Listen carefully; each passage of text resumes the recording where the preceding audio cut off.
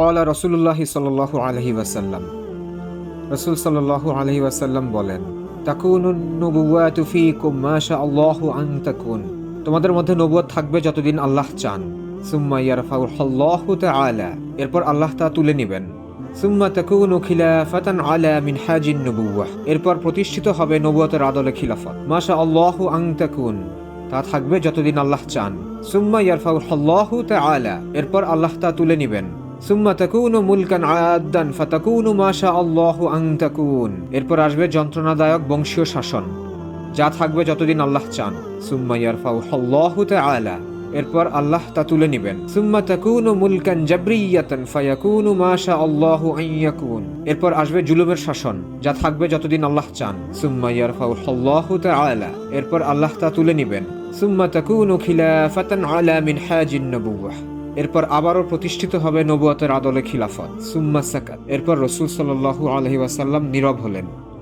এই হাদিস থেকে বোঝা যায় রাসূল সাল্লাল্লাহু আলাইহি ওয়াসাল্লামের মৃত্যুর পর নবুয়ত ও খিলাফতের শাসন কার্যের মধ্যে কোনরূপ পার্থক্য থাকবে না, কেননা খিলাফত একমাত্র তার সাল্লাল্লাহু আলাইহি ওয়াসাল্লাম প্রদর্শিত পথ ও পদ্ধতির উপরই প্রতিষ্ঠিত থাকবে এবং তার পদাঙ্ক অনুসরণ করবে। সুতরাং ইসলামী শরিয়া বাস্তবায়নের ক্ষেত্রে নবুয়ত ও খিলাফতের পদ্ধতিগত মিল রয়েছে, শুধুমাত্র পার্থক্য হচ্ছে ওহী নাজিল বন্ধ হয়ে যাওয়া। মুলকান আদান বা যন্ত্রণাদায়ক বংশের শাসন বলতে বায়াত গ্রহণের অপব্যবহারকে বোঝানো হয়েছে।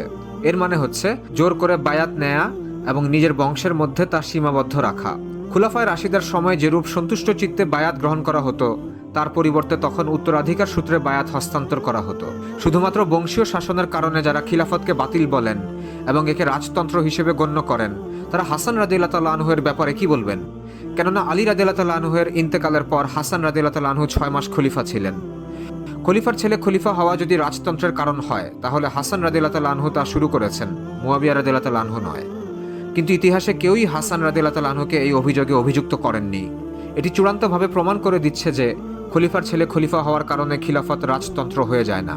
মুলকান জাবরিয়াতান বা জুলুমের শাসন হলো বর্তমান সময়ে মুসলিম দেশগুলোয় মানবরচিত যে শাসন চলছে।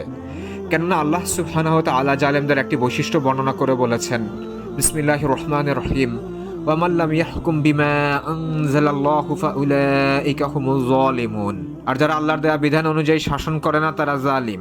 এছাড়া ওই সমস্ত খলিফার শাসন ও জুলুমের শাসন যারা জনসাধারণের উপর জুলুম করেছে, তাদের সাথে বর্তমান শাসকদের পার্থক্য হচ্ছে বর্তমান শাসকদের শাসন ব্যবস্থা কুফর ধর্মনিরপেক্ষতার উপর প্রতিষ্ঠিত, আর ওইসব খলিফা কিংবা তাদের গভর্নররা ইসলামের অপব্যাখ্যা করে জুলুম করেছে, যেমন হাজ্জাজ বিন ইউসুফ, যদিও রাষ্ট্রের শাসন ব্যবস্থার ভিত্তি ছিল ইসলাম। পরিশেষে হাদিসের শেষ অংশটি মুসলিম উম্মাহর জন্য একটি সুসংবাদ ও ভবিষ্যৎবাণী। আল্লাহ সুবহানাহু ওয়া তাআলার ইচ্ছা অনুযায়ী খিলাফত আবারও নবুয়তের আদলে প্রতিষ্ঠিত হবে এবং তা কিয়ামতের পূর্বে পর্যন্ত জারি থাকবে, কেননা এরপর রাসূল সাল্লাল্লাহু আলাইহি ওয়াসাল্লাম আর কিছু বর্ণনা করেননি। দ্বিতীয় পাঠ এ পর্যন্তই। আসসালামু আলাইকুম ওয়া রাহমাতুল্লাহি ওয়া বারাকাতুহু।